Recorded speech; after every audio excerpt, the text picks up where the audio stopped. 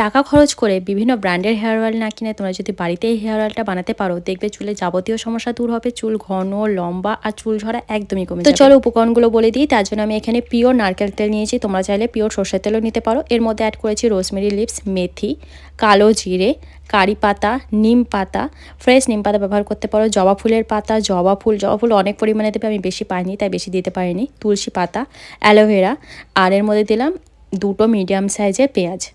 তো এই যে সমস্ত কিছু ভালো করে মিক্স করে ঘন্টাখানেক রেখে দেওয়ার পর খুব ভালো করে ফোটাতে হবে যতক্ষণ না সমস্ত কিছু এইভাবে একদম লাল হয়ে এরপর এটা 2-3 ঘন্টার জন্য ছেড়ে দেবে যাতে খুব ভালো করে ঠান্ডা হয়ে যায়, তারপর ভালো মতো সেঁকে নিতে হবে। তেলটা আমি কোটোতে ঢেলে নিয়েছি, এখন এটা আমি মাথায় লাগাবো।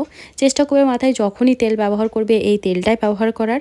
আর তেলটা লাগানোর পর অন্তত 2-3 ঘন্টা ছেড়ে দেবে, যদি হাতে টাইম থাকে ওভারনাইট ছেড়ে দিতে পারো, খুব ভালো রেজাল্ট পাবে।